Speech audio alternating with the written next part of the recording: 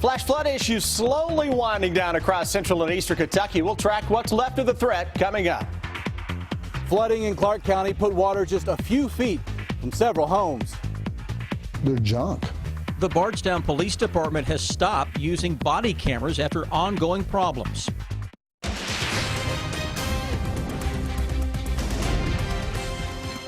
WKYT News starts now with First Alert Weather.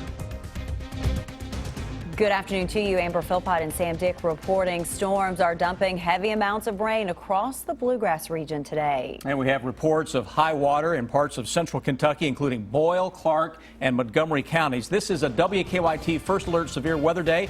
Let's check in now with our chief meteorologist, Chris Bailey. Hi, Chris. Hi, guys. Good news right now. We have no active flood or flash flood warnings across central and eastern Kentucky. That is good news considering how much rain we had earlier and the numerous flooding problems that were created across the region this morning into the early part of the afternoon.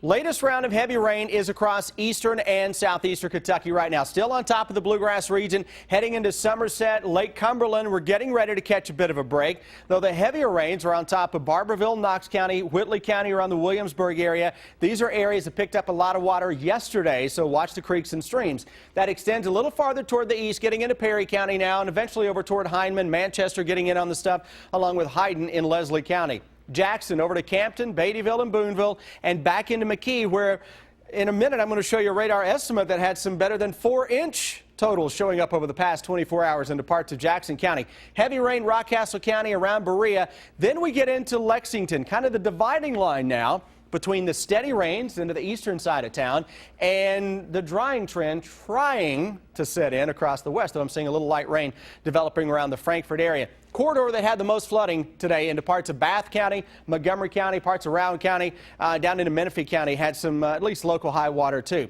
Your future radar, look what it is doing now.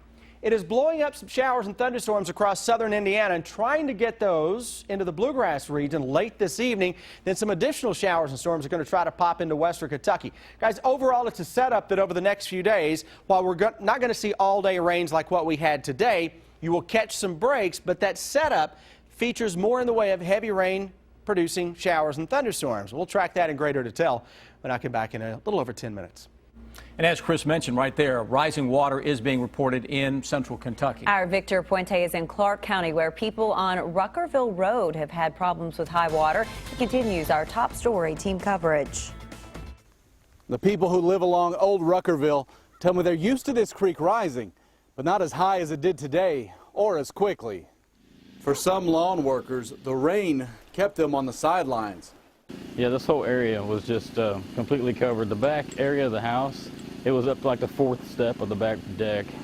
So it was just a lot of water. Josh Paschal said he had to wait out not only the rain, but also the rising water. It came up to the back step of the home he was working on.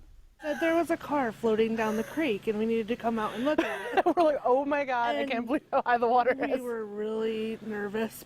That car eventually came to a stop. Down there, luckily, it found a little island of land. But they still don't know who it belongs to. They also don't know when their neighbor is going to be able to leave his home.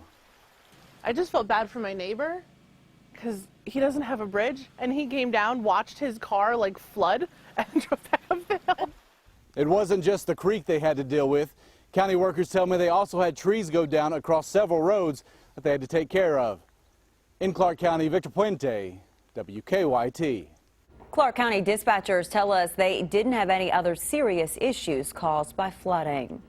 Police and SWAT teams surrounded a Louisville gun shop this morning after someone drove a truck through the store. A robot later determined that no one was inside. The same thing happened at Tilford's Discount Guns in Jeffersontown yesterday. In that break-in, someone used a stolen Corvette to break through a glass front door. In addition to causing thousands of dollars in damage, the thieves made off with thousands of dollars in guns. I think that was kind of crazy to me. Why would you use a Corvette for one? Why wouldn't you use a bigger truck or something? Good question. The owners say the damage is worth between $5,000 and $10,000. Police do not know if any cash or firearms were stolen at the second site this morning.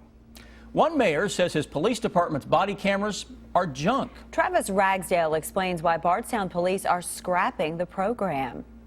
For a little over a year, Bardstown police have been using these body cameras for patrol officers. But as of this week, that program is no more. They're junk. Bardstown Mayor John Royalty says they've long been a problem. They've been a problem since day one. That's part of the reason he says Bardstown police have stopped using body cameras. Until we get the problem straightened out, then we can't move forward. Earlier this week, the Bardstown City Council Public Safety Committee voted to scrap the body camera program. When they put those cameras into a docking station, and when they're downloaded, sometimes information is lost. Royalty also says many of the cameras can't hold a charge for more than 3 hours. If we keep downloading information and we lose it, we lose cases, and it puts us in a civil liability. The mayor places much of the blame on his predecessor and former police chief. I think it was a knee-jerk, and it was to be the first town in the state of Kentucky to have cameras.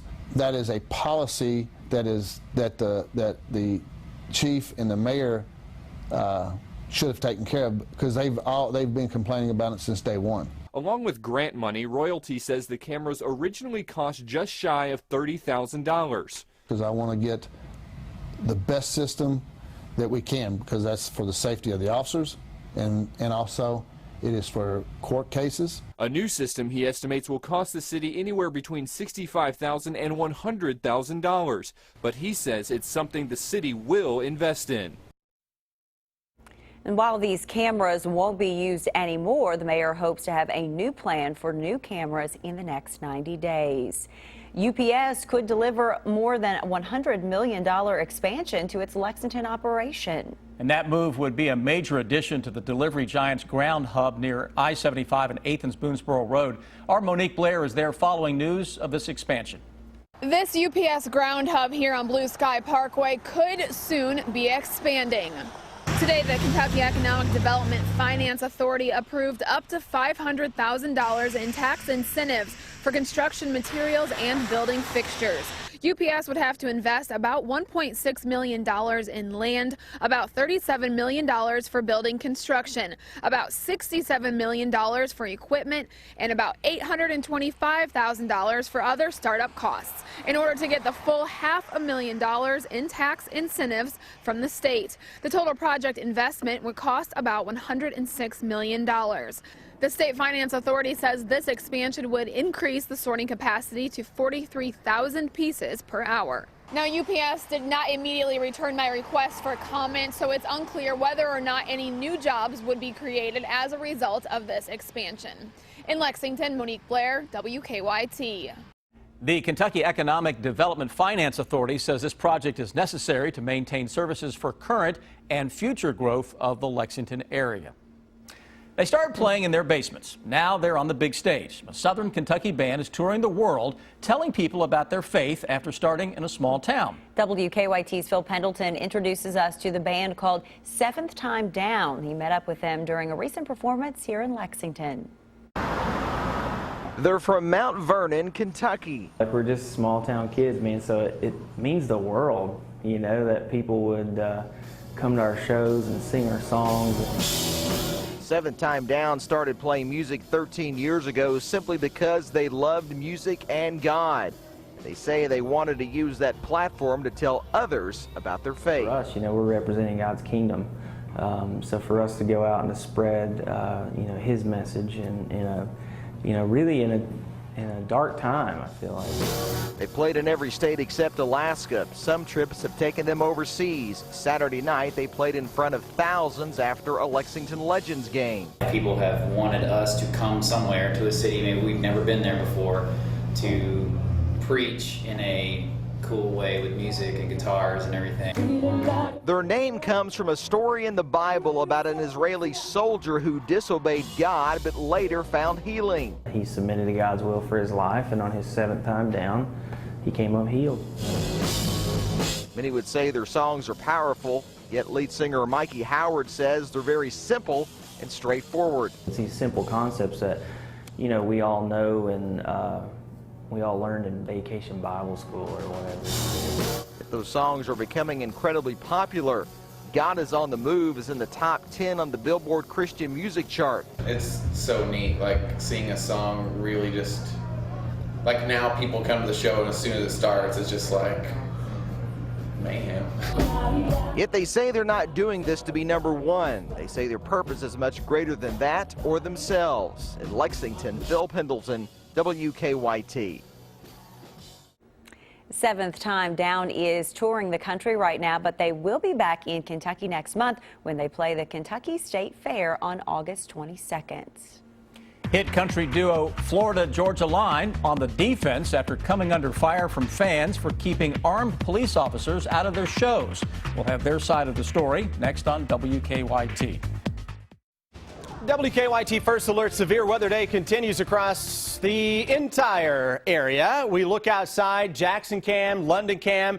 It is nasty out there. Wet, rainy conditions, improving sky into Frankfort up to 79 degrees. And the farther west that we go, we are indeed picking up on some drying skies. Look at the rainfall over the past 24 hours into most of central and eastern Kentucky. This large swath of 2 to 4 inches of rain with some hot spots in there of greater than 4 inches showing up. There are parts of western Kentucky that have picked up better than 5 and 6 inches of rain just over the past 24 hours. And again, this was coming on top of what has already been a very wet summer. We were telling you this was coming. This is the theme of the summer. Yeah, you've had a little hot spell, but you know what? That happens every summer. The overriding factor of the summer is the rain. And it's the 4th summer in a row we have been stormier and wetter than normal here across Kentucky. Somerset, Whitley City. Let's go into Williamsburg. We're going to watch Barberville, going to watch Williamsburg, Whitley and Knox counties. Your two areas yesterday had a little flooding. Same areas getting in on some heavy rains to what we were talking about 24 hours ago at this time. Hazard, Hyden, Manchester, up into Jackson, Mountain Parkway getting in on some wet action here. Berea down to Mount Vernon. Boy, that's sometimes a wet trip down 75 in there anyway on 75. You throw the foggy conditions in there, low clouds, slow down, take it easy, some ponding of water on the roads. Moorhead, Owingsville, heavier rains beginning to taper off in the next hour there. Lexington, a little bit of a break showing up, though we're picking up on a little mist even outside of what the radar is saying. And look at this, into Frankfort. It's a small little shower, but you know what it's telling me? It is trying now to connect to some showers and thunderstorms back into southern parts of Indiana, near Bloomington. And the short-range models suggest whatever is there will try to work toward the southeast as the evening wears on. So we may see just a little boundary of some sort hanging out here to where you get those showers and thunderstorms to try to link up into central Kentucky before the sun sets. Then we've got some more storms on the way as we go into the next couple of days. Those will come in from the west. Models are not going to do a good job with thunderstorms, so I have to preface that every time we show you an hour by hour. I've said that a lot this summer, but you can get an overall theme. Scattered stuff around tomorrow. I think it is tomorrow night into Saturday when we're going to see another complex of thunderstorms into the region that can put down enough water to cause some local flash flooding. Again, not saying we can't get it again tomorrow, but it's much more scattered. It would be on Saturday. We get a little area of low pressure. You can actually see the spin trying to show up in that hour by hour with where it is thinking the rains will be on Saturday. And when you see that, that's that little spin with a low pressure that can throw showers and storms into the area. And that extended forecast next week, oh, it's a daily threat for some thunderstorms. Did I mention the thunderstorms and the wet weather has been the overriding theme of the summer?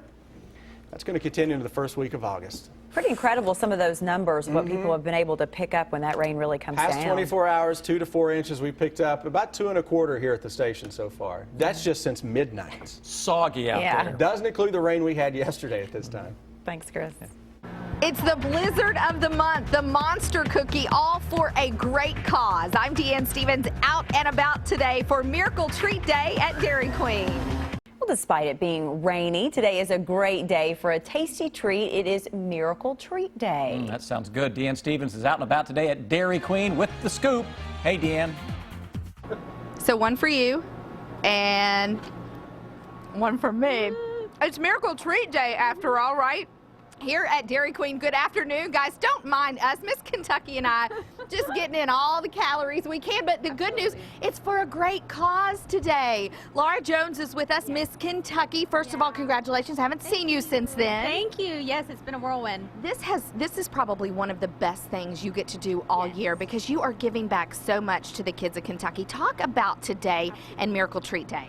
Miracle Treat Day is one of my favorite days, not just because of ice cream. It is an excuse to eat ice cream, but not only that, we got to visit the Kentucky Children's Hospital during Miss Kentucky Week, and we get to see where those funds go. We get to meet those kids and put a face with the name, and it's just an incredible organization to be a part of. It definitely is, and making a difference today, the folks from Dairy Queen as well. Mike Wilson with us. What are we mixing up? We're going to make your favorite salted caramel truffle blizzard. Oops, you weren't supposed to tell people that. This is my favorite, salted caramel. I mean, why would we waste it if we're not going to eat it, right? Exactly. Talk about blizzards, such a favorite for folks, and how today is easy. Come have a blizzard, and what happens? Absolutely. Come in, and for every blizzard that is bought today, we're going to donate up to $1 for every blizzard for the Children's Miracle Network, and it's going to be a great day. It's as simple as that. Don't let the rain hold you back. Yeah, I was going to say, you can take a gloomy day. You let me know when you get that mixed up. You can take a gloomy day and turn it into something bright because you're helping children like this bright little lady, Miss Madison. How is that blizzard? Good. Is it good? Is that your favorite kind? Mm-hmm. Yummy-licious, right? Yeah. Madison, I understand, and Christina, you come in here, Mom. I understand that Madison received some treatment a couple years ago, right? She was about a year and a half at UK Children's Hospital? Yes, she came in, she had RSV, and then it actually had developed into something a little bit more complex, so the doctors wanted to keep her overnight and give her some breathing treatments and some steroids. Madison is a great reminder of why we're doing a day like today, Miracle Treat Day. It has to make you guys feel good knowing anybody that comes in is helping out the hospital. Oh yeah, and I mean, you know, when you can support the children, why not come in and eat some ice cream and do it all at one time? I mean, that's amazing. I am all about it. I know this young lady is all about it too. Chloe, talk about where the funds go. So we use the funds to purchase equipment, to provide training, to support different programs at the Children's Hospital. One of the great things that we've done recently is we've been able to purchase a brand new pediatric transport, and we've also renovated the Children's Hospital. So the money is being put to very good use. And how much did you raise last year? Last year, over $61,000. Wow, just by eating blizzards, people, it is that simple. I'm gonna do the task here, having a bite of a blizzard today. Don't forget, get in to all participating Dairy Queens. $1 of every blizzard goes back to Children's Miracle Network, also known as our UK Children's Hospital. I'm Deanne Stevens. Come on, people, let's eat. Back to you guys. So good. Deanne, thank you. Members of the popular country music group Florida Georgia Line are defending their support for police after a concert in Wisconsin. The band came under fire when rumors started flying that they requested no police presence backstage during last weekend's show. Florida Georgia Line says they did not mean any disrespect and it was a simple misunderstanding. Their management was reportedly asked if the duo wanted local law enforcement for extra security, but they felt it was redundant because they already had security on hand. I don't know about you, but I didn't get a lot of sleep last night because he warned us that we might have some lightning and thunder. Boy, I heard it. You did. Well, stay with us. We'll be right back. Kind of a loud night and early morning out there. Not a lot of sleep? No, I'm sorry about that. A lot of folks dealing with that today, Chris. Yeah, we're looking at our Defender Radar Network right now, and we are indeed picking up on still heavy rain across eastern and southeastern Kentucky. Those will be the areas that will be favored for additional, at least, small stream and creek flooding over the next little bit. But we're also going to focus on some thunderstorms developing here between Louisville and Bloomington. Some of those are going to try to develop toward the southeast into north central Kentucky over the next few hours. And I'm looking at new data coming in over the next couple of days. Again, I think we will have some more flash flooding issues at some point, either Friday or Saturday, somewhere across central and eastern Kentucky. We've had it in several spots today. What we're dealing with out there now, some general heavy rains, nothing like what we had this morning, but guess what? Ground is very, very waterlogged right now. It doesn't take as much water as what we had this morning to create maybe some additional quick rises on creeks and streams. Mountain Parkway back toward Berea, down into Mount Vernon here into Rockcastle County, seeing the showers and thunderstorms. A little farther to the northeast around Moorhead, things are beginning to calm down a little bit and starting to break the skies up just a tad across the Bluegrass region, but we'll watch those thunderstorms that try to dive in from northwest to southeast as we make our way into later this evening and certainly into the first part of tomorrow. Right now, let's get a check on traffic. Here's Officer Don. Several collisions working around the city right now with the wet roads. It certainly had an impact on both the south and north sides of Lexington. Outer loop of Manaward, Parkers Mill on our latest collisions. Police are on the scene there right now. Also downtown, still working one outbound Versailles Road and one on Tates Creek Road around the circle. As far as drive times go, we will be impacted this afternoon because of the wet road conditions and several collisions around town, so we can expect that. To Nicholasville, about 14, to Versailles, about 19 minutes, into Frankfort, about 28. Now back to you in the studio. Officer Don, thank you. Now here's what we're working on for you at 5 o'clock.